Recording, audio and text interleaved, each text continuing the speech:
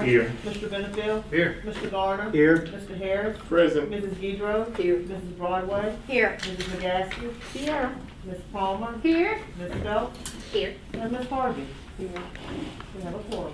Thank you. And speaking of Ms. Harvey, we do want to introduce Ms. Leo Harvey. She is the new District 5 representative, and I wanted to give her a couple of minutes to introduce herself and everybody make her feel welcome. So.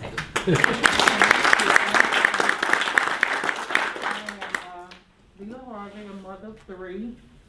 I have 11 grandchildren, and I am a retired social worker for over 30 years. I have a nonprofit organization, which is Voices for Autism. So everybody know I'm compassionate about that. And I'm happy to be here and serve District 5 to the best of my ability and work with everyone. Thank you. Thank you. Okay, so right before we start the superintendent's report, I do want to tell you about a new initiative we're having this year. This entire year, every board meeting, almost every board meeting, we are going to hear from one of our school principals. We should hear from all of them by the end of the year, and this is a spotlight time for them to let us know of the amazing things they have going on their campus. We have all been working very hard the past few years, and it's good to see that work come before us in the form of a principal. So our first one is Ms. Armetris Williams from Weaver Elementary. If you will make your way down, we're so excited to have you here.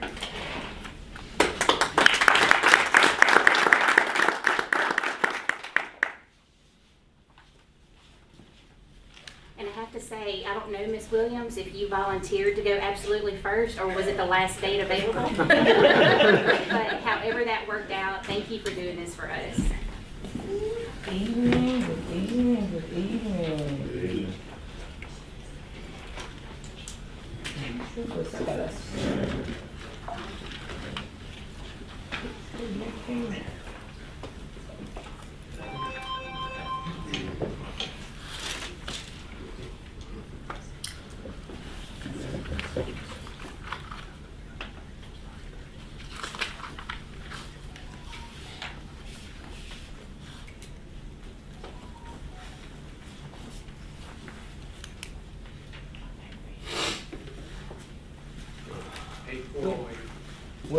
8408.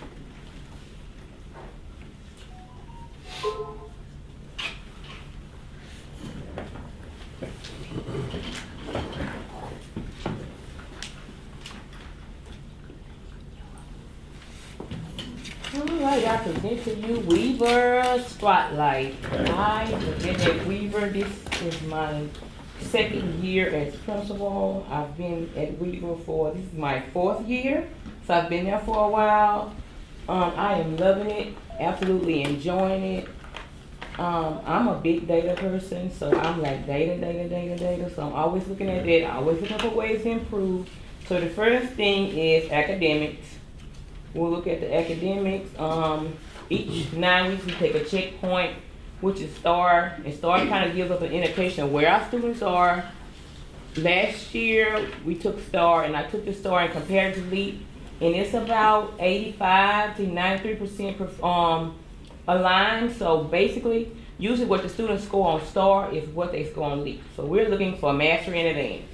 So I've gone through and looked at all the data, and I'm looking at the number of kids we have mastery and advanced. 3rd grade ELA is 45, math is 48, so 3rd grade is growing. Science, 31 for 3rd grade, and social studies is 6. So after we received our scores, we did go back and look at social studies, and we implemented some things to help bring up social studies. 4th grade is 28 for ELA, 24 for students in math, 5 science, and 4 for social studies. So I couldn't be more proud of our scores of where we are, because a mastery and advanced is what drives our SPS. So we are looking for mastery and advanced, and I couldn't go over these grade scores without recognizing the teachers that are responsible for these grade scores. Our number 1 score is Miss Heather Burrell. 44% of her students scored mastery or advanced on the 3rd grade STAR. So that's a great number. And that's right, almost half of her students are at Master in Advance in third grade ELA. So she is making great strides in that third grade ELA. Our number 2 contributor was Miss Hoover. She's also third grade. She's third grade math, and 30% of her students scored Mastery in Advance on the third grade, a math star. And our third person, oh, a guy. We have a guy. Mr. Caden Powell. His scores was 29% of his students scored Master Advance, and that's 4th grade. 4th grade star. Mr. Powell started out in BBOC. He was a social worker major originally, and he came in, and he has been there for, this is his 3rd year, and I moved him to the classroom. This is his 1st year in the class. He is very passionate about the students and growing the students. He is a great asset to Weaver, especially with that social worker background. And our number 4 person was Miss Latchy with 26% students score advanced for mastery, and that's in our science. Also, what we did for every time we do a checkpoint, I'm big on giving to the students awards. Each student that scored a mastery or advance, they received a star mask, and we had a little celebration. I started my star test, so everyone received a black mask with silver stars, and that's 3rd grade, 4th grade, and they were super excited. And then the next thing we recognized was growth, because while we are looking for master in advance, growth is still very important, because we don't want the kids to feel like, oh, well, I can't score master in advance, so I can't get anything. So my objective is also to recognize those kids that are growing, because that is important as well. So 3rd grade alone, we had 232 students that showed growth. It's huge. It's great. It's huge. And so everybody received either a Rice Krispies treat, so that was also a treat with their growth. Some kids they were growth in all 4 subjects, so like their name, and they love hearing their names called, so we did I called every student name over the intercom, so they were able to come up and receive their win. So they really enjoy that, and they enjoyed the treat also. This is 3rd grade math growth. It's not as large, but it is still growth.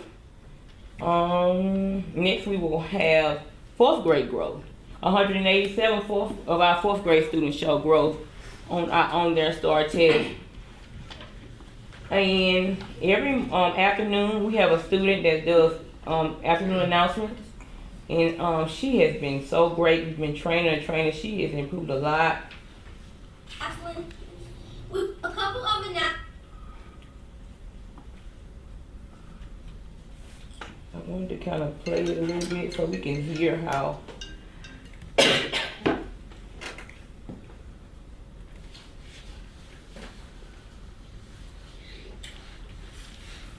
Do we no sound? Connected to the Wi-Fi? Yes. Please, team practice in after school putting today. We are having a eat drop this week at class that is the most equal. He's not gonna play, but she is so great about doing our afternoon announcements. Every afternoon she comes up, she does the afternoon announcements. She will also let the students know what they're having for lunch and breakfast the next day, in case it's something they don't care for, they can kind of bring their own. So that has also been great.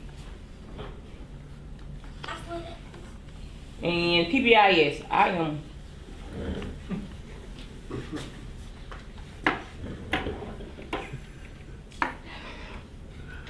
Miss Williams, technology. The joy of technology. We gotta get you when you need it. That's okay. Boardroom is not on here anymore. There it goes. Is it coming? No, it's over there. It's on, it always been back Yeah, just that's not on that one. I think it's, No, that's It was over there. yeah, that ain't. no, it's not over there. Yeah, I think that's actually on us, Miss Armetris. I don't think that's on you. Well, PBIS, I'll continue. The PBIS is great. I'm big on giving. So what we do every week is we do a weekly drawing. And the way it works is each homeroom teacher have a behavior tracking chart, so we tracking the behavior, tracking the behavior. And students can mess up during the week and still receive an award. The way it works is you have to have 4 less marks on the conduct sheet. And if you have 4 less marks on the conduct sheet, you will receive a, you'll go in the drawing, and there's a random drawing. And we give them prizes. There's 19 prizes. We do 1 prize for each homeroom, so there's 19 prizes each week, and there's 19 certificates each week. We also have flyer books, and with the flyer books, the kids were able to design the flyer books, and on the flyer books, they design them each month. A different homeroom gets to design the flyer books, and when they're designing the flyer books, we give them out. That's what the teachers give out for prizes. And once they receive 50 flyer books, they get to order lunch out. And the choices, McDonald's, Little Caesars, Dairy Queen, and Burger King. So they get those choices, and they get to have lunch out. We find out what time their lunch is. They turn in their flyer books, and we do that every Friday. So whatever students have turned in their flyer books for the week on Friday, they get to have lunch out. And we have construction going on that has been ongoing. We've had some great things, some safety things that we were able to fix. Was that we were able to put a door up when you walk in, because when you walk in Weaver, it used to be open. Now there's a locked door, and you have to be buzzed in order to have entrance into the building. And we have new playground equipment, which the kids are so excited about. One day Mr. Watson came and he said, Mr. Williams, they were like ants. Because they were so excited, because previously they didn't have that nicer playground equipment. So we have really nice playground equipment, and they are excited about the playground equipment. And we have brand new restrooms that are great. The kids are loving it. The construction, they love seeing the transformation. We're like, oh, they're close. They're fixing them. And so the first time they were able to use those new restrooms, they were so excited. So I would say, ooh, construction while school is going on, but it has been great. The construction guys have been very great. They come in every morning and say, hey, we need to close these bathrooms. Is that okay? If not, we can work. So they work well with me as far as construction and closing restrooms and opening restrooms. So that has been not as big of a headache as I thought it would be. That's awesome. She's awesome. Anyway. That's all I have unless someone have questions. Well, I did want to tell you that we received a phone call that your yard was mowed. Oh my gosh. Like everybody around the neighborhood is loving the new lawn service. It is, it's So good. they said it looks amazing. It looks absolutely amazing. Even the fence row, they even cleaned off the fence row. Yes. On the back. And you also have that beautiful new fence too. We do. You don't have as much as East, but yours is. We have a new fence. They cleaned off the old fence row. We had a playground equipment in the back that was kind of hard to clean. And they even came in and cleaned that. The teacher was sending me pictures. Oh my God, the playground looks so good. So it looks great. It does. So I'm enjoying the new lawn service already. And they even spit. They just started a week ago. And they just smoked. They got to us yesterday. Yesterday was our first day coming to us. And I'd like to say, she is definitely a great principal. Anytime you have any questions, she makes herself available. So I have a grandchild of 10, so if I have any concerns, she makes herself available. I want to thank you for the work that you do. Thank you for all that you do. So moving right along, the superintendent's report is next. I don't, mine's not going to be as fun as Miss Armetris' but oh well. So this week, I have numerous things to go over with y'all. I have a few things that were in the old business stuff that y'all mentioned, and some things that individual board members needed addressed. So first off, I think it's been number one on our list for the past 24 months. COVID numbers have consistently gone down 4 weeks in a row now. We have now been at or under 1% positivity for students for those 4 weeks. We're now under the 1%, which is kind of our marker, I guess you could say. We are now statewide, we are well over the Omicron peak, and we are actually lower than even the Delta peak. Today, the most recent data is statewide. There was 1,468 reported cases. The majority of those do come from your EBRs, your Catos, and your Orleans.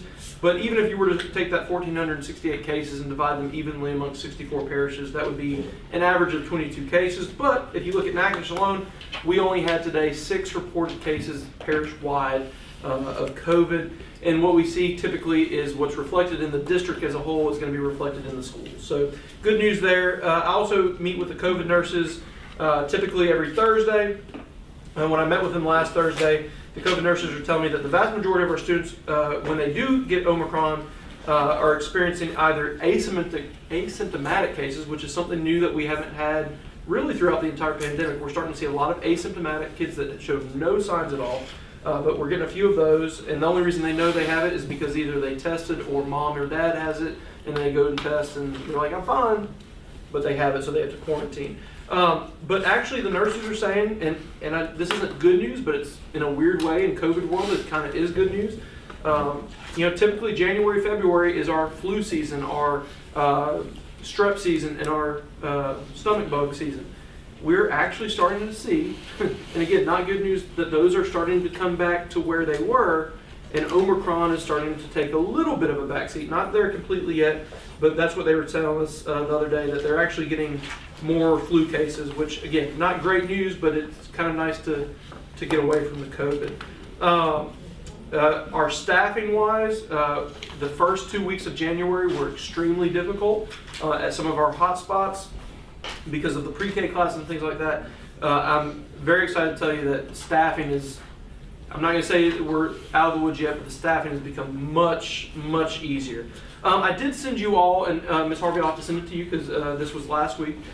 We had a policy opinion letter from our friends at Hammond Seals, Geis, Atkins, I always miss the last name, but it's in reference to quarantining because I don't know if everyone remembers, but the governor's mask mandate is technically it's still in place. When he put that mask mandate in place, the caveat was for schools that you could demask, as it were, if you follow the quarantine guidance.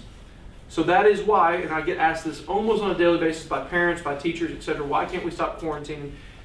Because it's part of that mandate. And if you read that guidance from Mr. Geis, it basically says that if you move away from that, you are, for lack of a better term, breaking the law. I will tell you, there are some parishes that are looking at some of that discussion. I feel as though my role for y'all is to offer you the legal opinion, and then were y'all to take that up, that would be up to y'all to direct me as you see needed.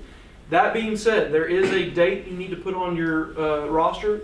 The governor's mask mandate that I previously referenced will come up to either be resubmitted or for him to go away from on February 16th. So that if that comes up and he does not renew it, or I guess even if he does renew it, then the board would have to decide if in the March board meeting you would want to address quarantine guidance in any form or fashion. I can tell you from my perspective in my role, although I have those powers that have been greatly discussed, I will not be individually discussing anything in terms of changing quarantine guidance without the board taking that on. So that's that for now. I did want to mention, and I'm not going to take all of Mr. Shirley's thunder here, but I have now been at Magnet 3 times today. First in the morning to say, oh, more needs to be done. Second, to see that they were doing it.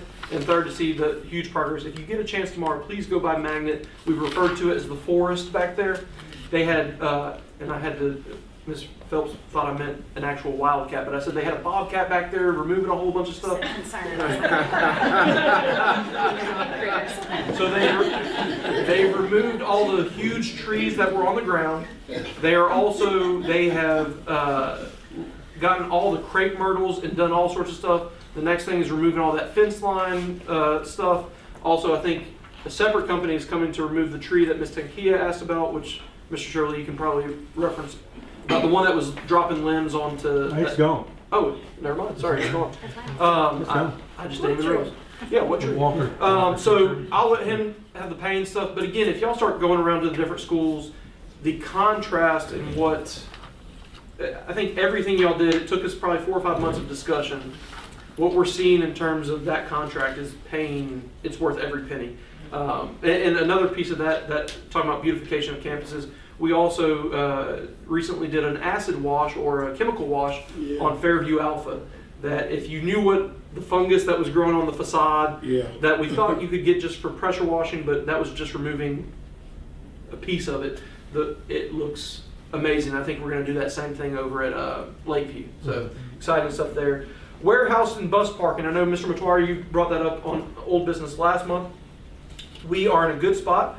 The engineer has redesigned the parking lot to meet. The city came to us and said, hey, we have another easement issue. We need you to redesign your original design. That is now redesigned, and we are just waiting on the change order, and then construction can begin. But all the red tape, bureaucracy, all that fun stuff is out of the way, so should be smooth sailing. Next thing is we have two issues. Reverend Harris, in his role as the president, was very involved with the redistricting. As y'all are all aware, it's a state issue, it's a local issue. We're in the process of doing that. Danny Garrett with LSBA, and he also has his own strategic demographics company. He's been doing that. We have had one meeting where each one of y'all met in small groups, but at the request of Reverend Harris, I have reached out to Mr. Garrett, and Mr. Garrett is free 2 different days. And these days would actually be multi-purpose days. One of the parts of the workshop would be purely redistricting. And I think there may be 1 or 2 plans, maybe more out there that Mr. Garrett's floating, and y'all can kind of maybe have an open meeting to come to some consensus or kind of read where we're at with that. That's part of it. The other part is, if y'all recall, it's probably when Lee came on, and I don't know how long he's been here, but it's probably been about a year that I first came to him and I said, Lee, we need to look at our salary schedules. It has taken a year, and I don't know how many man hours he's done it. We are at the point where we feel like we're at a place where we can show y'all, bring you through it. It is the most important thing you will vote on probably in your entire tenure. It is the mechanism that will modernize us quicker than anything else. It will affect every employee except for me, and I'm good with that. And it will affect them positively. Every employee in this district, whether you're a custodian, a school food service worker, a secretary, a nurse, every employee will be affected by that. And I have to sing his praises, but we want to sit down with y'all and really go through that because it is a massive document. It's going to have really positive reverberations, but we want y'all to be fully informed before we go through with all that. So the 2 dates that Mr. Garrett's available, February 16th is the first one, but then he's not available again until March 3rd. And just a little heads up, I will not be here March 3rd, so you have to, Mr. Wasson would have to walk you through if y'all decide on that date. But you don't have to get back to me today. If you can maybe come to the Thursday meeting with, hey, I can make this or I can't make this, and then we can figure out what we can do. How long the time will we choose? You know, the redistricting I would want to give a lot of time to. So in this situation, we would break for lunch, but I'm thinking we probably in this situation may need to start around 10 as opposed to 12 to give both items their due attention. So. And because it's you know, you can come in and out because it'll be announced as a meeting. You all can come in and out. Yeah, this will be an open meeting to the public. Right. I don't think they're going to be as interested in the salary schedule, but they're more than welcome to be in here. But the redistricting piece will be open to the public, which I think in talks with Reverend Harris and with Mr. Garrett, that's an important piece to this process, to have their insight.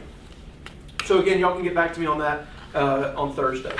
Calendar, right now we are eliciting generic kind of thoughts from staff in our newsletter to just say, hey, what are your thoughts on a calendar moving forward? A lot of stuff we're getting back is, I want more dates after Christmas or holidays after Christmas, or I want less holidays before the holiday. I want a longer summer, things like that. So we're taking that piece.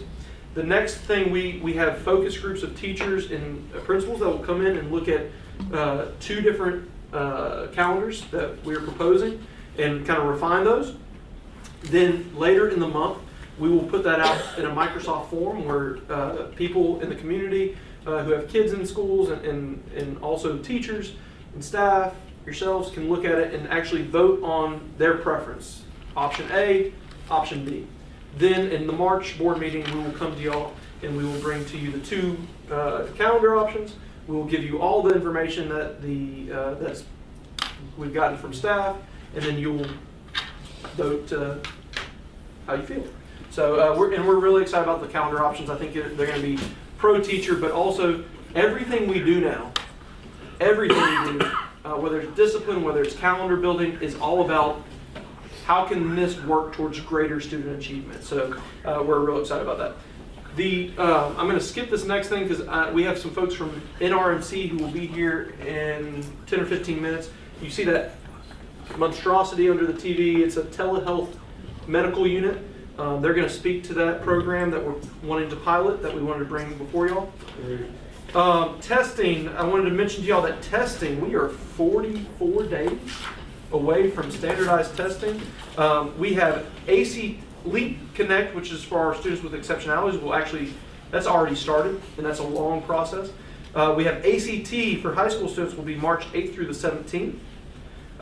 Then we also have Leap Connect paper-based, which will be February through March. Leap 2025, which is our biggie. That's the one that pretty much every student 3rd through 8th and then 11th will take. That'll be February 14th through March 18th. I'm sorry, I just said that wrong. April 27th through April 29th and May 2nd through May 3rd. All this to be said, you don't have to know the exact dates. It's coming. We're excited about it. We are not looking at it as testing. We are looking at it, and I'm stealing this from a colleague, it is a celebration of our knowledge this year. And we do these QDRs, quarterly data reviews, and I can tell you, previously in Natchitoches Parish and in many parishes, we didn't look at data until the data came out after the test. We've had 2 quarterly data reviews with principals. The first one, Ms. Armetris is back there, she can probably attest to this. They didn't know what to expect, they were maybe a little intimidated. This second quarterly data review, these principals have come in and blown us away because the amount of growth we're seeing in students. So we're actually going to be able to project what we believe our SPS will be before SPS even is released. And we're seeing some things that really make us excited about the growth piece, but then the SPS piece that, we're not getting ahead of ourselves, but we think some good things are happening. Summer school, I do want to make you aware because there's going to be an item I have to reference here in a minute. Because of the ESSER money, we have to have summer school for all UIRA. UIRA schools are urgent intervention required due to academics, or CIR schools, that's critical intervention required schools. Any school who has that designation, we are bound by law to offer those students summer school, which means if you take all our UIRA and all our CIR schools, almost like 70-75% of our students can participate in summer school if they choose to, which means summer school is going to be really big, which we're excited about. That also means we have to attract a lot of teachers, though. To attract a lot of teachers, there's an agenda item on there. It's all ESSER money, but we are going to ask to increase the summer funding for both teachers and for school food service workers because they've had a rough year. They've had a rough 2 years. It's going to be hard to attract people to summer school, but we have to have them. Real quick, I'll run through these last 3. Broadband, me and Mr. Wasson went to eat lunch today, and we ran into the head of broadband for the state, and also Senator Long. Vineeth, yeah. And they told us they are hearing the same delays we're all hearing. What they kind of summarized that with is the local, us, the state, Louisiana, all across the nation, these folks are wanting to run. They go quick. The delay, and they're not speaking ill of the federal government, but realistically, the delays right now are with the feds. And so we're just kind of waiting. Mr. Vineeth was very positive, and he said, good things are coming. He said, you just got to be a little patient. I'll get through these last 2, and then I'm going to throw it over to my friends from NRMC. Clutcheville, I want to let y'all know, this old business, we are receiving 2 bids, being prepared for the next board meeting. One of those bids is for complete asbestos abatement, and one is, what's the other one without the need for abatement? Is that the? Well, we're trying to get a turnkey where asbestos and building removal is in one customer, I think like we did the 9th grade center. Yeah. But if that's not available, then we'll have one to do asbestos and then the other that will do the removal. And then I think Mr. McTwire brought this up at a previous meeting. We are also, until we actually do the tear down, until that actually happens, we are welcoming people who bring something to the table who potentially would like to take it over, but we are still moving forward just in case. We don't want to be stopped in that process. And then finally, I don't know if y'all follow some of the different Facebook and Twitter feeds, but this week we had students from East and NGH who placed at the District Social Studies Fair first place and are now moving on to the state science fair. It was told to me, and we don't have the exact history of this, it was told to me that this is a first for NGH. I don't know if it was a first for East. So that's a big thing. And we will have those students with us Thursday when Ms. Bernard does her principal spotlight. And so we're going to honor her, but we're also really going to be wishing them good luck. And I think they're even asking Mr. Wascom to cover their hotel room. So they'll make that. So that being said, thank you so much to our folks from NRMC, Mr. Kirk Swallow, Mr. Matushka, and Mr. Nelson. We have been working with them over the past few months, kind of back and forth. One of the things we'd like to potentially invest in with our ESSER money, especially with our rural areas and our schools that don't have a lot of access to healthcare, is this idea of telehealth. And I will not butcher any of the information on that because they are much more knowledgeable, and I'll hand it over to them. And I think they even have a really cool, looks like a robot to me, although I know it's not. But It's like the Sheldon. We appreciate the opportunity to come here. I'm Kirk Swallow. If I haven't met you, CEO of Natchitoches Regional. This is Lance Nelson, as you mentioned, is our Director of Innovation, and Tom Matushka is our Vice President of Business Development and Philanthropy. You know, we got into telehealth in a big way at the onset of COVID. When everything shut down, we had no other way to be able to connect to our patients, since we had shifted a significant volume of our work over to the outpatient world. So we jumped into it quickly. We have received some grant funding to help us with our grant writer in DC to help us with projects. One of our very first ones was to develop our infrastructure around telehealth. You know, from our perspective, we look at this as a positive. It is now funded like a physician's visit today. We have the infrastructure in our walk-in clinic, which is at 740 Kaiser Avenue. That service is actually expanding to take over the entire one side of that building. Out of there will be our telehealth hub, where we will have nurse practitioners that answer and respond to all telehealth visits. We see this as twofold. There's a great opportunity for us to be able to provide an access to care to those people that that don't have access to services, and what a good way to be able to do it, but inside of the school systems. I know not all the schools have nurse practitioners and have clinics inside of them.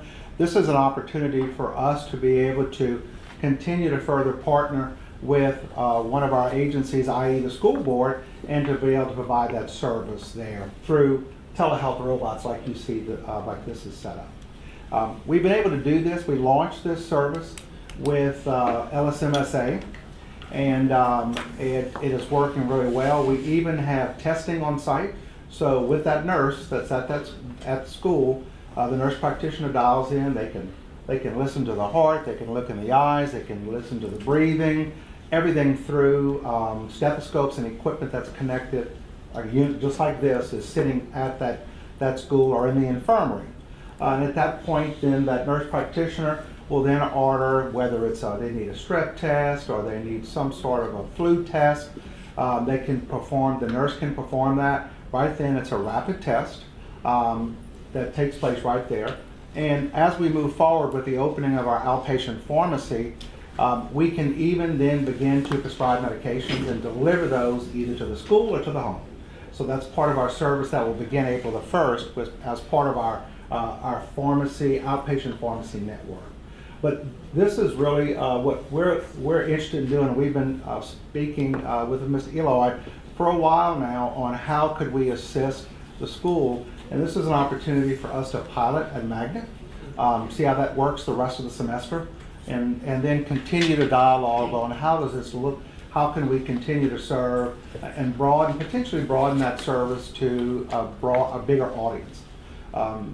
Both Tom and Lance serve on the broadband committee for the parish. We see that as a huge opportunity with the end goal of having broadband to 95%, availability to 95% of households in our parish is huge. Not only from an education, but for us, for health visits, where patients can check in on their smartphones in the future versus having to move around. A big issue we see even inside the city limits is transportation. It's a huge issue.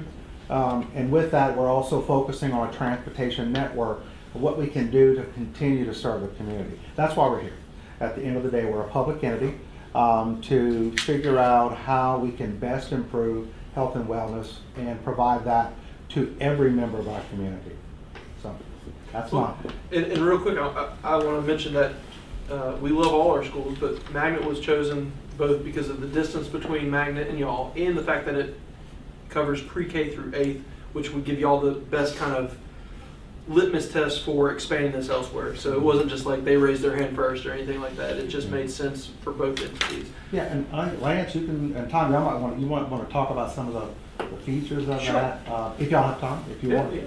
So, as Ms. Swallow said, it will be a direct connection between the nurse at the school and a provider at the walk-in clinic.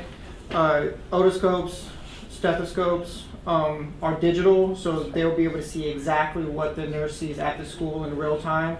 So they'll be able, it'll be transmitted via the call to them. The digital stethoscopes are, I mean, amazing. We have some doctors actually using them over regular stethoscopes because of how well they hear. And they'll be able to hear every heartbeat and the sound of the lungs directly over into the walk-in clinic. So they can, our provider there will be able to diagnose as well. And as Mr. Swallow said, any tests they run, they'll be able to get the results back and then thus prescribe right then and there. So. Any questions? Any questions? How does that work? Do kids have primary care? Doctor, how does that work? You said do the little test and prescriptions, but if that particular child has a primary care physician, Yeah, and some of that we're working through some of the logistics. One of the things we've done with, I'll give you an example with LSMSA. The parents sign a consent, allow us to be able to provide this screening. It's non-invasive, so and then once they do that, then we'll communicate with the parents and then say this, the child needs this medication. Those again are borders, they're from all over the state. We would see the same process taking place. That would be part of either an enrollment at the beginning of the school year, where they would then sign a consent early on that then allow us to be able to screen their child. They can opt out. It's really a that was the next question. Yeah. So Mr. Gaskin, it's very similar to, we have health clinics at some of the schools. This would be the health clinic. So the same, I would think, logistics we do for that would work for this. Yes. So very similar to how our walk-in clinic works now. There are many primary care physicians within the community. It's a sick visit, so it's an ability to get care really quickly, but it doesn't replace the primary care physician's role in the patient's life for ongoing care and those types of things. It's just a matter of getting a quick visit for sick care in a timely manner. So is this the walk-in clinic on Kaiser? Yes, ma'am. 740 Kaiser. Today, what happens?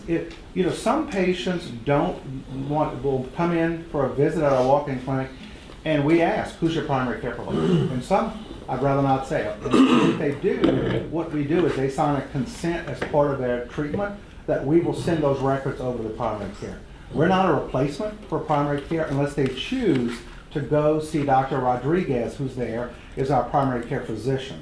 And again, that's a 100% the option of, in this situation, would be the parents to be able to make that determination. But if they give us that name on the registration forms, we would, until further notice, we would continue to pass that information, send those electronic records over to that provider to be able to see. And that's the clinic down by the nursing home? Yes, ma'am.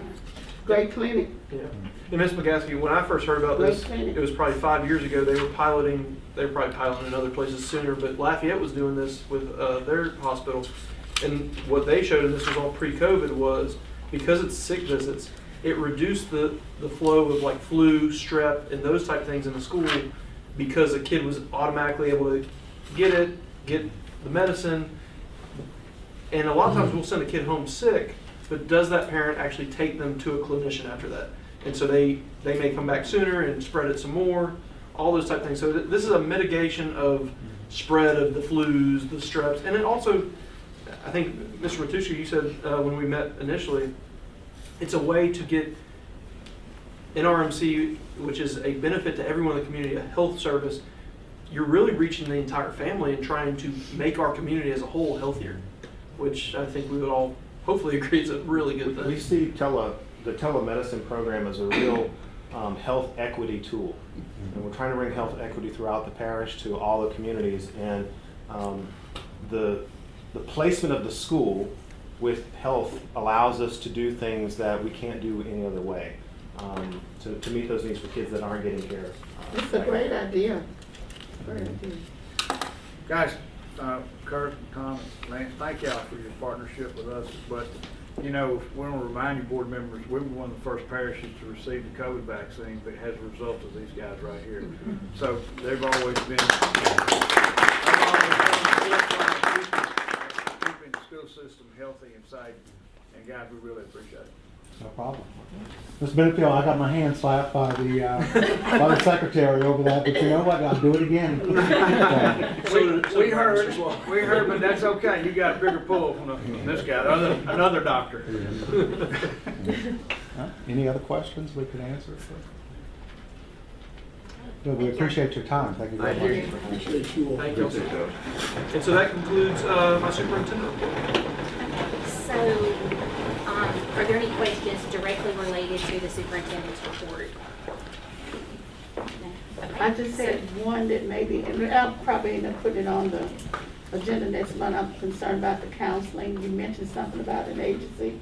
So, yeah, so I'm actually going to be putting that on next month's agenda because we are looking more at, we've had to pivot a little bit with the mental health piece because the group we were reaching out to, it makes a ton of sense if you're in a Shreveport, a Baton Rouge, because they are a middleman for all of the healthcare providers.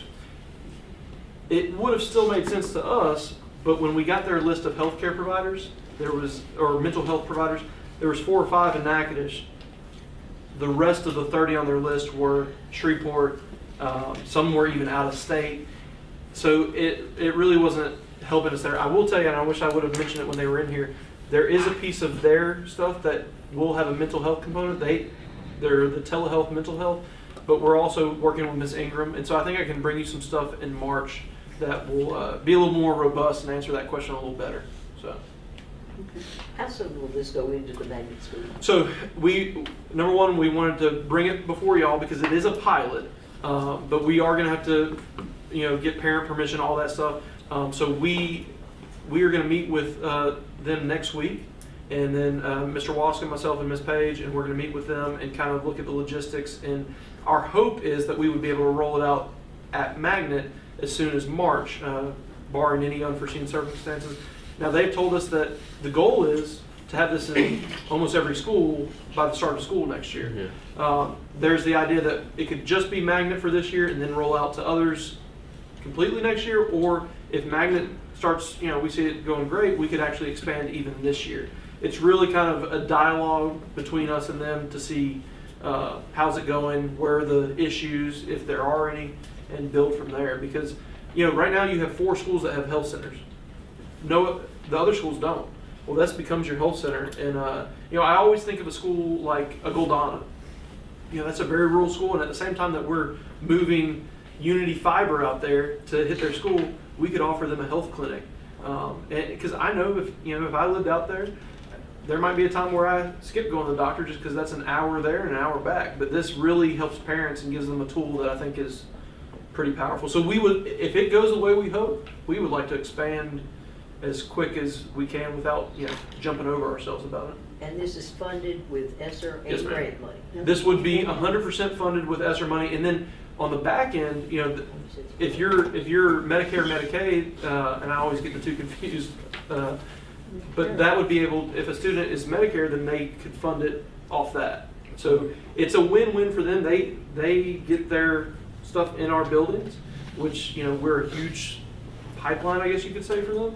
But then also it's not, the costs are only fixed. It's really that technology that's there, which when we spoke to them, we said, you know, we really want to come up with a plan that we pay you for this to be a 6, 7, maybe 10-year long program, so we're not coming back after COVID not able to repair these devices. So we're trying to be real strategic about it to where, you know, we do devices in a way that only a few of them will come up to be repaired every, I don't know, 5 years, stuff like that. So this will be something that can continue past ESSER money. So parents that receive Medicaid for their children will be able to act, okay. Yes, ma'am. Because Medicare is for us age 65. Yes, ma'am, I'm sorry. Us age 65 and over. I literally, Medicaid. I go through this every time, and I screw it up every time. So, but yes, ma'am. And there's also, like I said, there's a component that they're working on about getting us into some networks for the mental health piece as well, which would also be Medicaid as well. It's great because we need emotional and mental, you know, care for children. Especially And adults. Especially, yes, especially during these tumultuous times. Okay, so moving along with the agenda, the next item on the agenda is old business. And going forward from tonight, if you have old business you need to bring up, be sure and email it into Ms. Revels so we can actually have it added to the agenda in the interest of efficiency and transparency too, because the public will be able to see that as well. So everyone has their agenda, their adoption of the consent agenda, and our informational reports will start with Ms. Hicks, Child Nutrition. We put her to the front so Lee could not take any of her information from her. Can't steal her thunder. There's not much thunder to steal tonight. It's a quick report. I submitted a claim for $236,000 for the month of December, and I'm preparing one to submit for January right now. We had a planning meeting on January 24th with Mr. Ed Saja about our generators that are being donated. He and Mr. Fred Jackson went out and did some site visits to sort of ascertain what would be needed to hook them up. We are also working on additional grant funds to help defray the cost of installation on those generators. We are closely monitoring COVID numbers. We'll slowly be drifting back to the cafeterias. We were just we're being cautiously optimistic about that return. And as Dr. Eloy mentioned, on Thursday night's agenda, we hope to have our proposal for summer school salary, or I guess hourly rate, for our managers and technicians that would be providing meals during the summer school session. That's really all I have tonight. And all that will come from ESSER, just so y'all know that's not a general thing at all. It's basically what we did last summer, and except more sites apparently. Yes. Do you guys have anything for me? I got to give y'all a compliment. My grandson, he's at not the magnet, the lab. I asked him what he liked it about school. He said, "Papa, the best thing about school is the lunch." So, y'all doing something good. Yeah, he said that's the best thing about school is lunch. I will pass that along to Miss Sharon and her staff. Okay, budget update, Mr. Watson. Okay. I'll pull it all up, pull it up there. Okay, this is the budget as of December 31st. And if you look at, once again, one of the key things, the first column is the budget that was adopted at the beginning of this year, Ms. Harvey. I know this is your first time seeing this. And then the second column is where we were at the same time last year. And the third column is where we're at today, this year. So revenues are up a bit, but so are expenses. And, but we're still in the positive there. Actually, yeah. So we're up, I think everything is looking good. Child nutrition, financials were generally why I steal her thunders, because I'm reporting to y'all that her collections are almost 700 and some odd thousand above last year. But once again, last year was just unique. And this year, the expenses, we were behind this time last year by 300,000. This year, we're ahead by 150,000.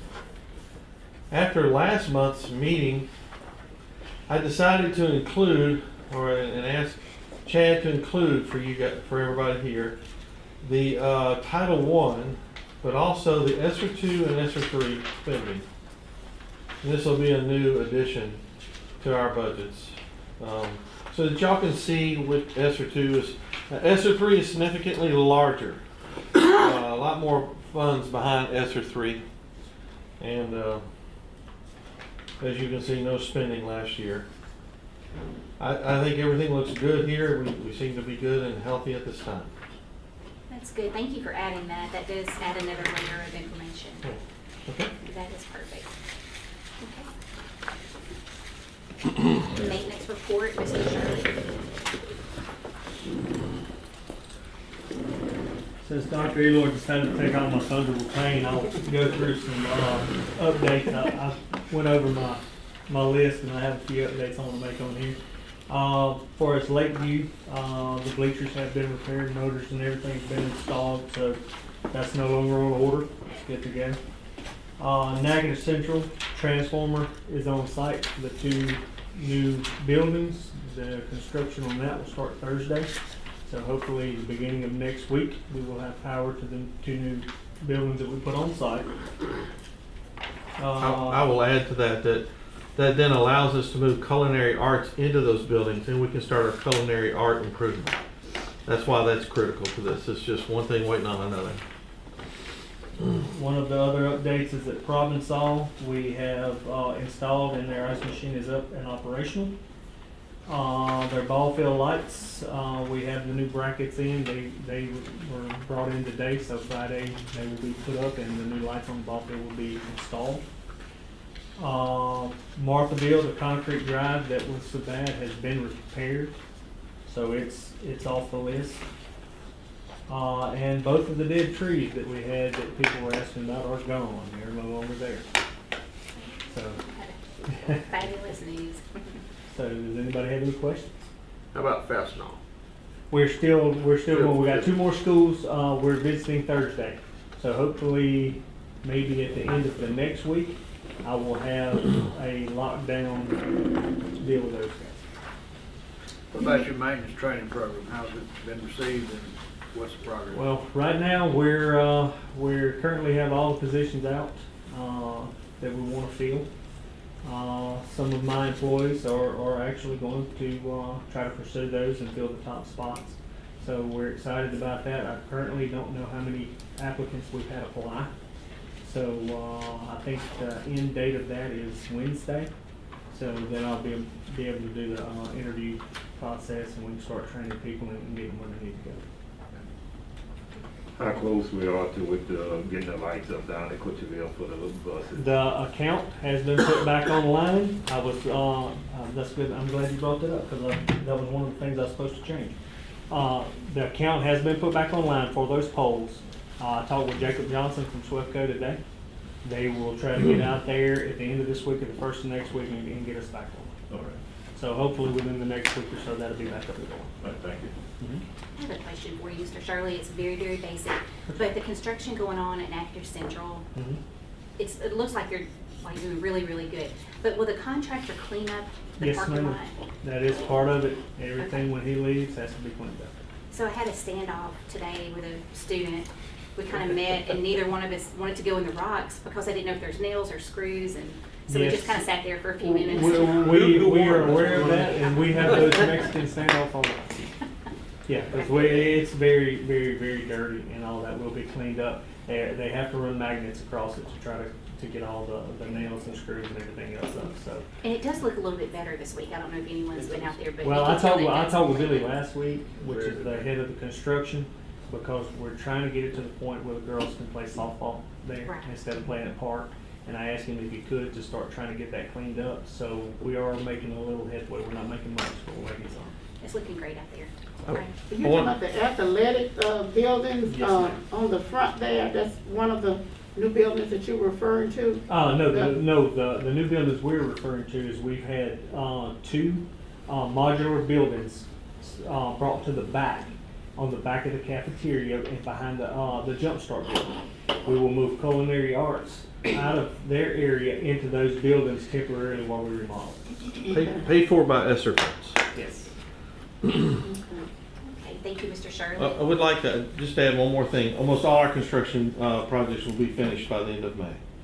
That includes Natchez Central. Oh, that's so good. Which- So Just to Except piggyback that, culinary arts. be on the lookout in the next, can I say 6 weeks, Mr. Watson? I would say so. There's a multi-step signage project we've been trying to get done for a year at Natchez Central. And because of the COVID and the, supply chain, but the first bit of signage will go up within 6 weeks. It's gonna be a 19-foot by 32-foot, That's just the end. that's the The inside. sign Home of the Chiefs will be at the And then top. Home of the Chiefs 8 on that, feet tall. wall when you're coming from Super One towards on the gym. That's right. It's You're gonna- coming- that's good, good. Yes. The It's whole gonna side look- of the gym will be a mural with the logo and Home of the Chiefs. Yeah, it's gonna look amazing, so. I mean, the sign, the little tiny letters that say Natchez Central High School, those get taken off and removed, and we're putting 4 and 5 foot signs up that say Natchez Central. That are lit up. That are lit up at night. That are cardinal and gold and. That's correct. So it's gonna look So really it's gonna nice. look good. So maybe at that time, we can take a field trip on a bus and go around and look at all the sure. campuses, get together. I'll drive. My CDL's not still in place, but I'll do it. While we're talking about Natchez Central, I had a question about the alternative building. What is the, can you give us an update of we need to wait and get that? So actually, if you don't mind, would you email that information to her, or we can, because it's not. Yeah, so real quick, we're having meetings with Mr. Coleman and Mr. Benjamin, and we're doing some planning with them to get that all rolled out. So I don't necessarily have the full extent of what that's going to look like, because we want to make sure that that process, although that's almost 2 years in the making, that we get that right. But it really, the first piece of that, besides getting the buildings done, is making sure that Mr. Coleman and Mr. Benjamin get together with us and we get that plan together, and they both feel very comfortable with their individual campuses, although they'll be on the same campus. And then also getting with CLTCC, because that's the other piece of that, feeding that. But I'll be honest with you, Ms. McGaskey, if you could give me, that's probably an April board meeting. Okay. Would that be good? Mm-hmm. Okay. Just said questions and we're talking about Central, so that's why I was. Yes, ma'am. Since they were gonna be moved on that location, have an answer. Yes, ma'am. We're on. Okay, personnel report, Ms. Page.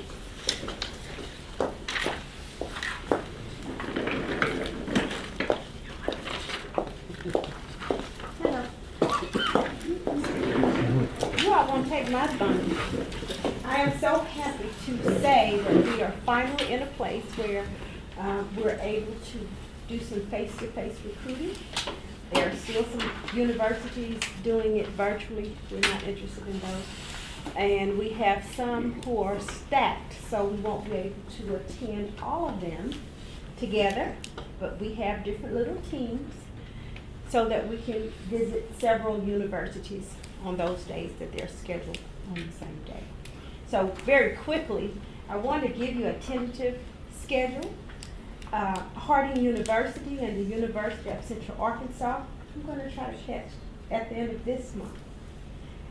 The University of Southern Mississippi will be March 11th, Grambling, March 23rd, University of Mississippi, March 25th, Jackson State Tech will be March 31st. We're going to figure out how we're going to do that. Stephen F. Austin, April 11th, ULL, April 4th, NSU, April 5th, and ours is usually somewhere around that time. I haven't decided yet. I need to get with all the people. ULM, April 6th. Louisiana Christian, April 7th. McNeese, April 11th. Howard University, yes, Howard University, April the 11th. And I'm going to attend that Diversity, Equity, and Inclusion Summit, April 28th. We have 14 schools that we have pretty much locked down. We have about 6 others we're going to try to do if I can convince him. Done. Okay. All right, so that's that part. This part you read and ask questions if you have them. Ms. Page, real quick, while they're looking through that, do you want to mention the meetings y'all had the past 2 weeks with our uncertified folks and our outreach with them? We've met with them. I don't mean we've contacted them. We didn't call them, email them, caught them in the streets. No, we met with them. We invited them over. We met. We had 2 groups, just to give you an idea of the number. We met with them. We had program providers there. They received all of the information they need. I promise you, the only thing that's missing is their commitment. We have funding. We have resources. We have a person to act almost as their mother, to do whatever is necessary. It is just amazing to see. And some of them have been moved. That's what they've said, to do what they need to do. So we feel real good about that, real good about that. And I know he mentioned some of the meetings we've had and the things we're going to do. I didn't know we were going to talk about it tonight, but you all, I'm telling you, to the people who listen, apparently have a fan base too. It's coming and you're going to enjoy it. We listen to what they've said. Now, granted, we can't grant every wish, but we listened to what the people have said, what our employees have said, because sometimes it's not just the money. There are just some other conditions, some other things that need to be changed. And so we're excited, and I think you're going to be pleased, most of you, when you get it. I think the other piece of this, the ad campaign for our recruiting. Did you show them? I did send them the video. That's only one piece, but the full campaign is going to run for 6 months, and that will start March 17th and run through August. And so you will see all of our pictures or our website enticing people. It's going to be very neat. And again, funded through ESSER. So. I feel like we're going to be pretty competitive with some of the surrounding schools. Yes, ma'am. Yes, ma'am. Yes, That's ma'am.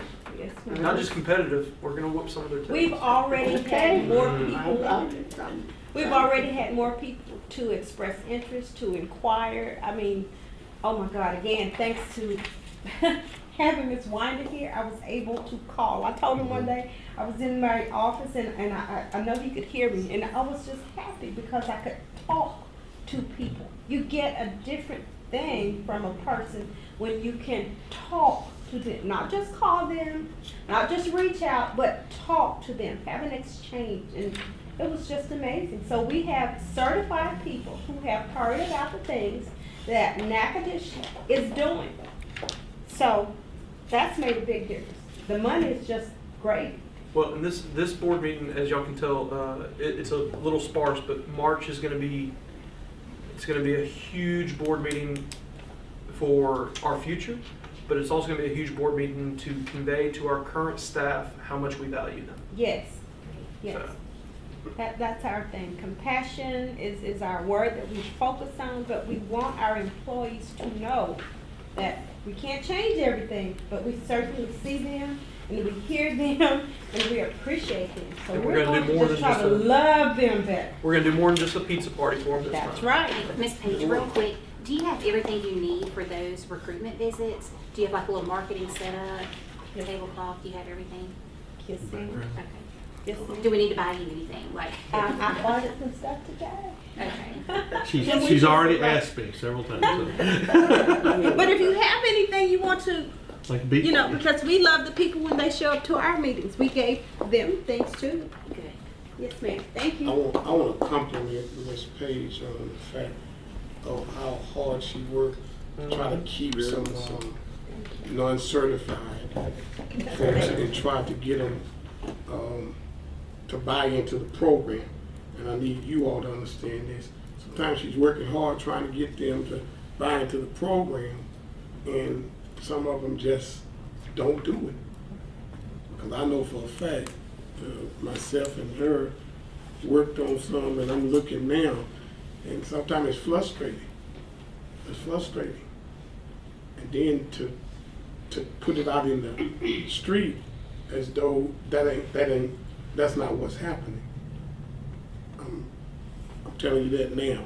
Thank you. A I appreciate that more than you know. A lot of hard work to try to keep people, but when you don't want to get certified, how much more can you do? I think Ms. Page is about to cry. You know, I'm very rarely speechless, but I had some words. Well, I would like to say that having Miss Winder in join the team, helping her, working with certification and trying to work with the non-certified teacher, been a big help. Her desk got cleared off the other day because she had time to do it, because Miss Winder was taking the load, and she actually had time to call. I want to let you know, since I've been here, she hasn't really had time to actually pick up the phone and call and talk to people because she's so busy in the bureaucracy of human resources. So now she's had some time. It's been nice to watch her. Her desk is clear. Now, don't talk about my desk, but her desk is clean. Okay, so to be clear, her desk is not cleared from the fire. It's cleared from... Too soon. Okay. And it is appreciated, Ms. Page. You know, that was one of the concerns is we do all we can do to try to help them get certified. When you've done all you can do, that's all you can do. Thank you all. Well, I also want everyone to take note of some of the schools she's going to. It's a very diverse cross section, and so Strategic. Yes. They won't take me to DC to Howard. They said I have to stay here. So I do think Ms. Page deserves a round of applause for all of her efforts. You are appreciated. So moving right along, Ms. Washington with the transportation report. and we like Miss Washington too. Hello, everybody. As of right now, last time I talked with you guys, we were at 100% staff, and we still are there.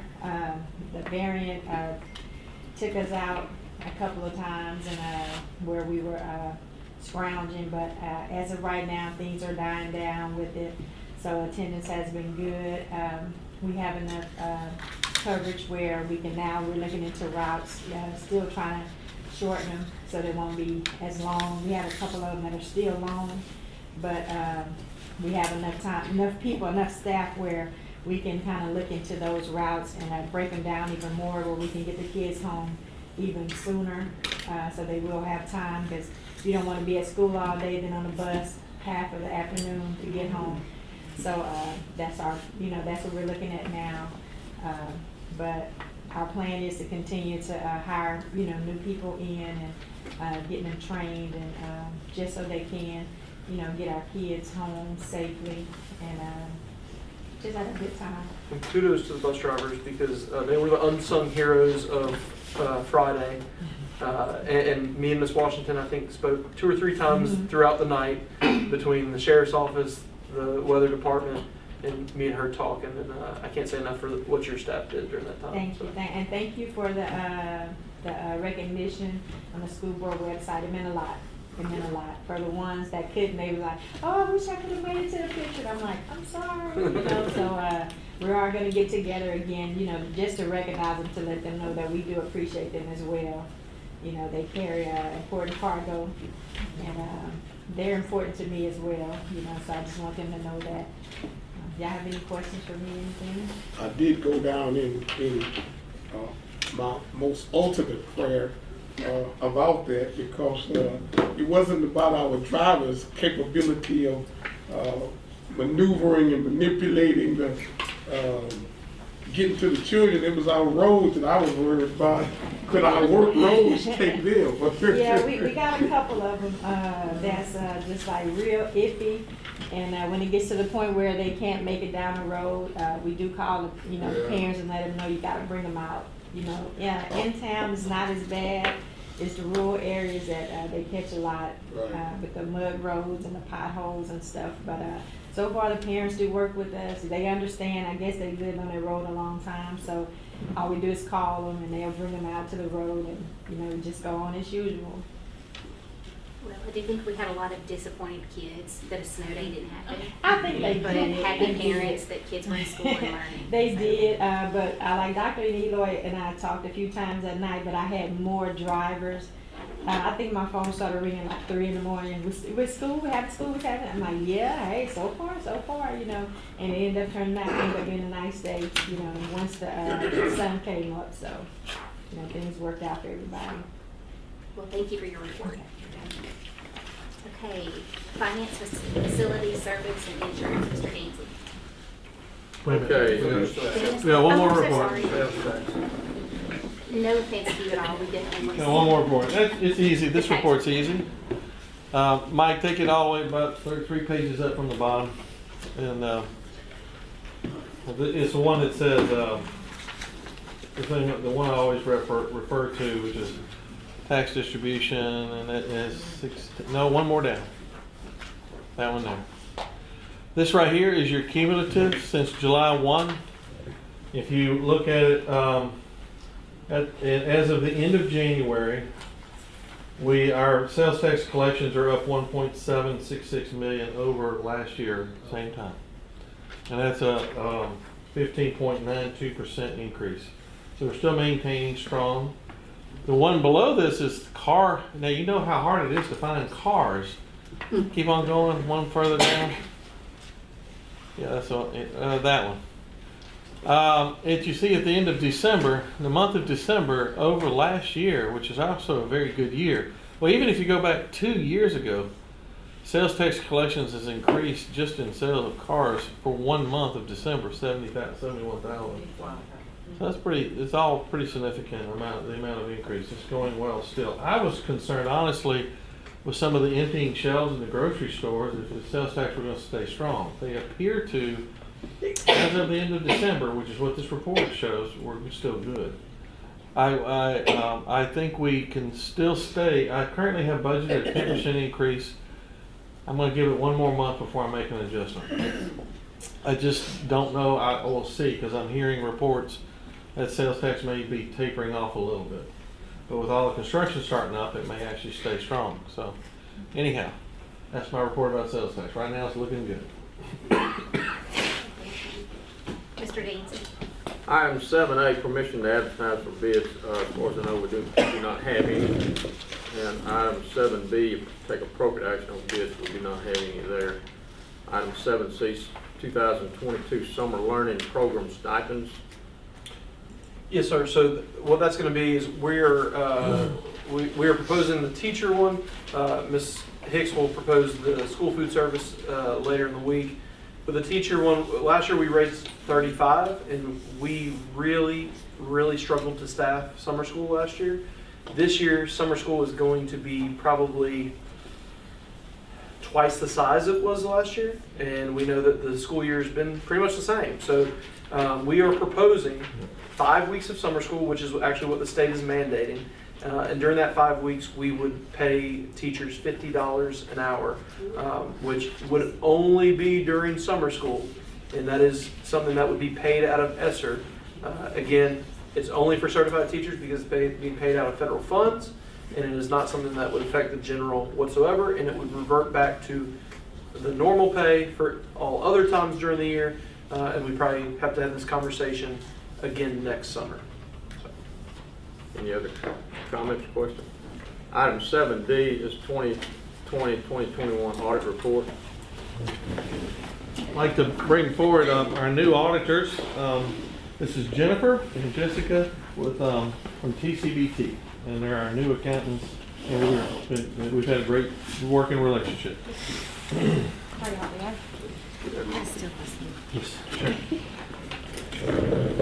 How's everybody doing today? Good. So I like to start off by making sure that everybody knows kind of what an audit is. There's always an expectation of an audit, as in we're going to find a problem. If there is one, we're just automatically going to find it.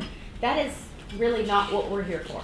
So we're here to make sure that the financial statements are correct. And if we find something, and we do have to do some tests on that, but if we find something, then we bring it to your attention. So just want to make sure that, you know, like I said, there's always there's a expectation of what an audit is compared to what it does compared to what it actually is. So let's start off by just going through a couple of things. I'm going to try to keep it very brief because this is a really long report and it'll put you to sleep. If y'all want some good sleeping material, this is it. So the first thing I'm going to do is talk about the audit results, which is all the way back on page 63 and 64.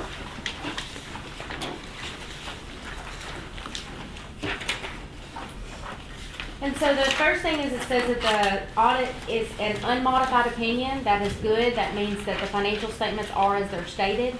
We agreed with the numbers that were in here, and our test found that everything was valid. We had one finding, which was there was a segregation of duties issue with some of the different school activity funds, which are included in this audit this year. In the past, there's been a separate audit done on those. The governmental standards made that be included in the audit from now on. Is that generally the ticket sales and handling? Sir? Is that generally the ticket sales and handling? Yes, sir. And collecting. Yeah.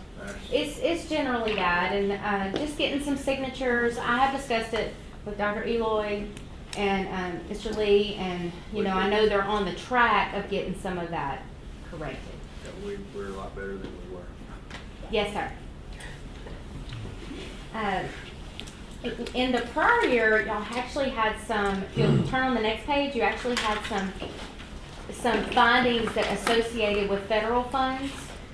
Y'all did not have those this year. So your federal funds, we didn't find any compliance issues with that. It's a good thing. Yes, sir. Yes, sir. I will mention that as far as cash overall for the whole government, and that's all the funds, the cash and other assets was $49 million in 2021 and $49 million in 2022. So, you know, they were very, very close.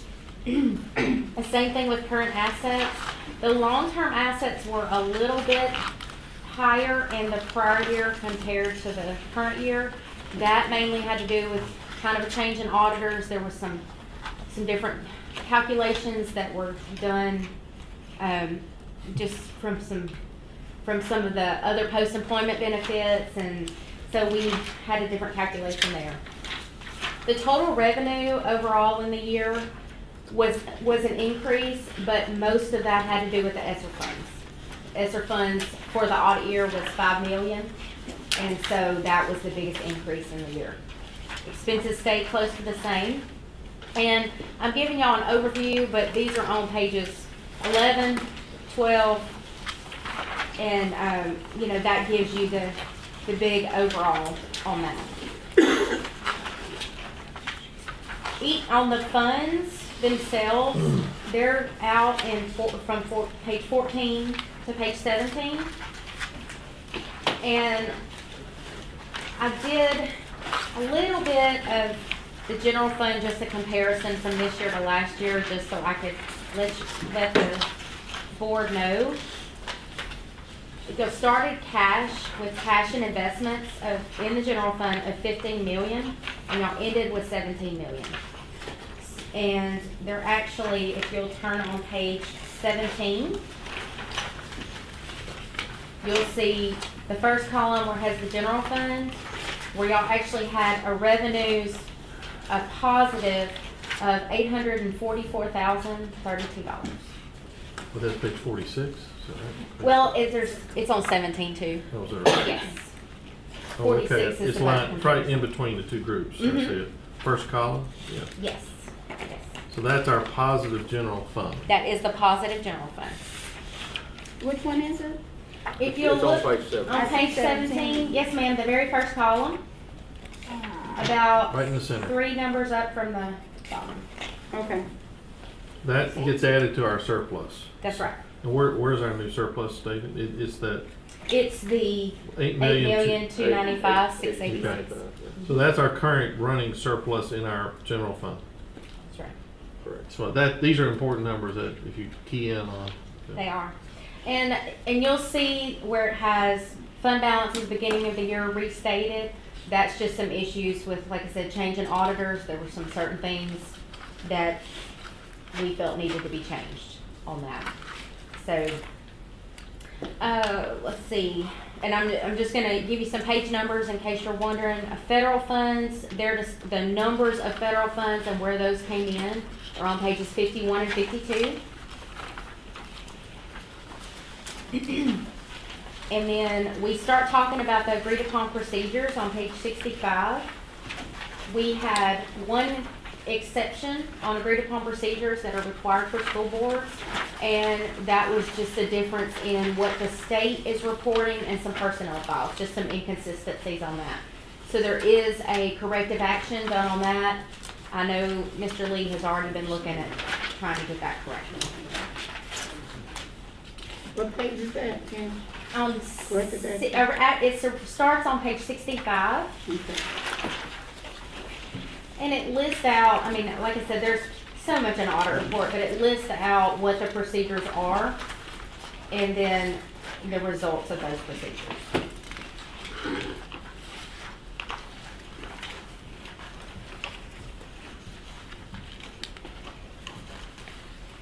Do y'all have any questions? So you mentioned to us in our meeting, I'm just doing this for the board's edification. Okay. You seem to be very complimentary of the accounting staff and how they handle this. Could you speak to that? Yes, I will. So the accounting staff, several times you go on an audit and you do not always get what you've asked for. And if you do, it's not in a timely manner. And they were, I would say, just excellent at that. If I sent an email. Excellent at not providing? At providing. Okay. They were very timely at everything that I needed. There was, they were so helpful with any. We will ask for something that they call, it's a different name, it's just different language, and they would work with us. We would figure out what we were, what we're asking, what they call it. And they were very, very helpful. I could not say more about the accounting staff, and they provided whatever we needed. And as you know, the audit is a little late, but it's not late on that. There's not a finding on that. The reason it was late was because of the federal government did not give the addendum, which is just some compliance requirements for the ESSER funds. And I think everyone appreciates that, but your version of late is much better than your predecessor. Right. Well, so we had planned to be here a month ago, and but that was the main reason why. There was a couple of things too with the predecessor. Just a first-time audit sometimes is a little more difficult. And like I said, but with the staff, they made that a very smooth transition. But the federal government is who actually kind of held us up a little bit, and all school boards were a little late on that. They came out, your audit was actually due to the legislative auditor on December 31st, and they did not come out with what we call the addendum, with what we needed to do your actual compliance testing until, I think it was January 18th. So, they were not very helpful on that. But yes, the accounting staff, I just couldn't say enough about them. And, Well, I've heard the same from them about y'all, so it's great. Well, and Miss Pat I have to say, poor Miss Pat, I just sat up in her office several times and spent all day in there, so. Particularly going over assets. Yes. Oh my assets gosh. was That was a couple of days. It was. So Well, with all the equipment that you bought last year. Last 15 years. It was 15 years. 15 years, yes. That's always been a problem. Well, we got fixed. Yeah, we've been trying to get that taken care of. Well, the assets have now been fixed. The software you have actually let us go back since 2005, and Miss Pat printed everything off, and she actually found invoices, and we, I was gonna ask you about that because the software seems to be really good. I don't. it depends on who you It depends ask. on who you ask. Miss Pat likes the software. Well, Mr. Lee does not. But it's really important that she But likes it. I do have to say that being able to go back, because of the issues y'all have had with your assets. That's right. Over, I don't actually know how many years, but I know that it has been a problem. Yeah, we've been. Well, we're now in compliance, and it was a lot. You are, and we did, I mean, and like I said, I just being able to, get that information and you know, and it had to be done. So, but it was, I mean, it was a little bit of a chore, but we got it done, and now we have a correct amount for your assets, and You got a good benchmark, you're ready to roll. that's right. Good. That's right. Indeed. So, okay. Thank you, Mike. Yes, sir. All right, thank you. I would just like to say a thumbs up to our accounting team during this time to go through all this and the transition to our new auditor and through all the stuff we've gone through. I really want to hand it to I know Chad's about the only representative, but our team, Pat and several others, did put in a lot of hours doing this, and they really did do a good job. And the fact that they are clean and above board really helped. There was no inherent unwillingness to share. They were really transparent. They were, and like I felt, I know they hated to get an email from me because it would be, can you call me when you get a chance? And I mean, and they would call me within the hour, and so they all were. We're all about customer service. Well, it was great. So, all right, thank you. Okay, thank you so much. President, that's- Well, that's do y'all need her to come back for next Thursday? Because I was gonna. We do not. No, okay. Thank you. Thank you so much, Jennifer. You're welcome. Thank you, Mr. Lindsay. Okay, item number 8, we don't have anything listed for Ms. Page. And personnel reports, we're good there. Executive reports, that actually should be changed to Ms. Beverly Broadway. So, item 9A, redistricting process and timeline, Reverend Harris. I'll piggyback on what Superintendent Eloy talked about. We'll be given the opportunity to choose what day that we would like for Attorney Garrett and then become in the different maps and the different, our board would look at the different maps and things like that, and at some point come to a consensus which one we want to adapt. But I think, you know, from just talking with some of you all, I think we're on a good pace, considering some of the other districts who has not been looking at theirs. I think we're on a good pace to come to a good consensus about what we would like to see to keep us in good harmony with one another, looking out for our children at the end of the day. Any questions or comments or concerns about that? I would just ask that everyone comes Thursday with the dates, so Right. that way I can communicate with. Because in this process, I'm purely facilitating for y'all. It's really I love when I can say it's not Right. something I'm a part of. The earlier we can have it, though, I'll tell you that. The earlier we can have it, the better we are, because we may have to. Not only that, but March is gonna be a busy month. Yeah. Right. All right, item 9B, National School Associations, Ms. Phelps. Yes, board members, I was approached by a fellow board member who wanted to attend the National School Board Conference Association Conference in San Diego. And so it does say in our policy that we have to have out-of-state travel approved. Is anyone else wanting to attend that conference? What are your thoughts, feelings, concerns? When is the date? The date is April the 2nd through the 4th.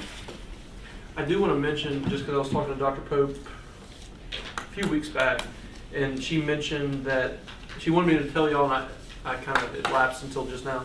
The tri-state, they're gonna, because y'all know all the stuff that went down with NSBA and all that, the separation, but they're trying to make the tri-state a little bit more robust than usual. Now that doesn't negate wanting to go to this, but I did want to mention that because the tri-state, they're just gonna make it a lot bigger and better than usual. I think we added Arkansas last year, didn't we? Arkansas came back. Yeah. No, it was Mississippi. It's Tennessee, I think. No, Tennessee. One of them that wasn't there. Tennessee. Tennessee. Tennessee. Mississippi did a great job. I think she said that however many states there usually are, they're gonna be like, I wanna say she either said there's gonna be 11 or 11 more than usual because so many people broke with NSBA. And I won't get into all that, but she did mention that she would encourage board members to attend the tri-state if able. Tri-state is next month, right? No. That's in July. That's our state conference. It's our state Oh, conference. Yeah, last state month. conference is March and 21st through Yeah. 25th. And I did send March some to 21st. no, for LSBA. LSBA is March 9th through, The 9th through the 11th, I think. Mhm. yeah. Which I have your packets, I will give them to you, No, from Thursday. No, you're right. It's 6 to the 8. Yeah, we get back on the day of the board meeting, or the original I'll time. provide you with your packets on Thursday. Yeah. I did send a notice to our board president about the early bird, and I think some of us may have been already registered for early bird. It's totally ready for you, I Yeah. think, but I will Oh, look into so- that to see who all.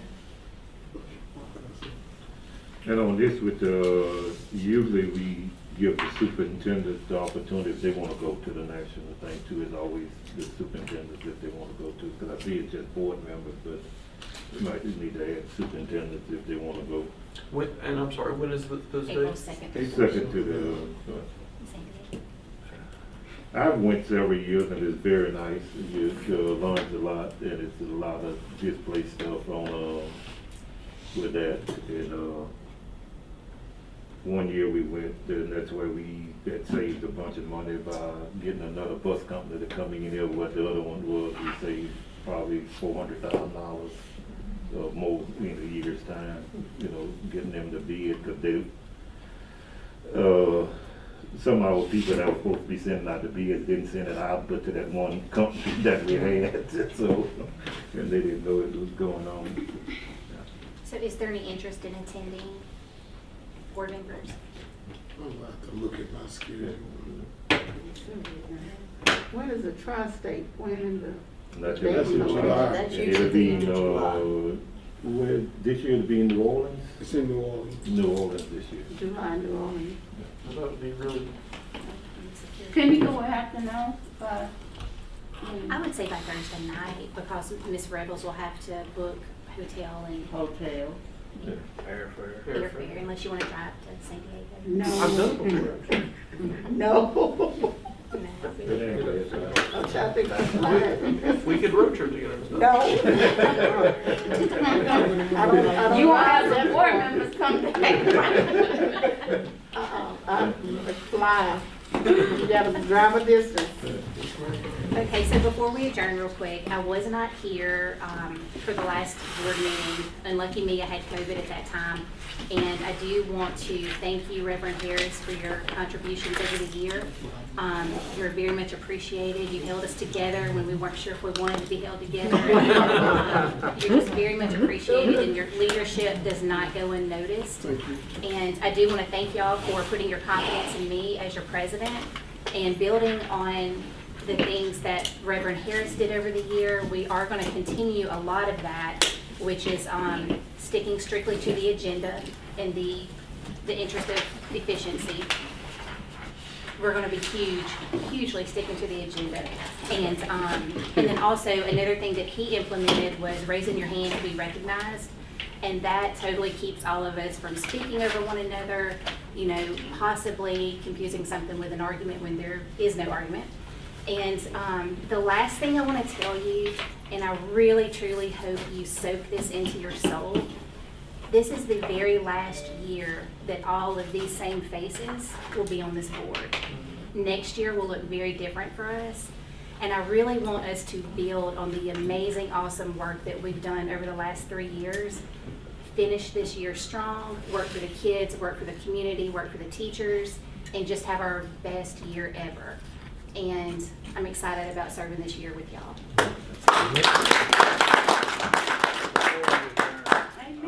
Ms. Kanika has been reminding some of us about some delinquent things such as campaign finance and ethics and all that. You might want to check with her to see if you have anything that you need to, before your term is over. Yeah, Yes, before and so, you get a bill. Financial reports We have should be had other done. board members. Yeah. May 15th is when financial reports are due, and, I will have those in your packets at the April meeting so that you have enough time to get them done and I have enough time to get them sent. Thank you. thank you. Because I always got to ask, get it there. Meeting is adjourned.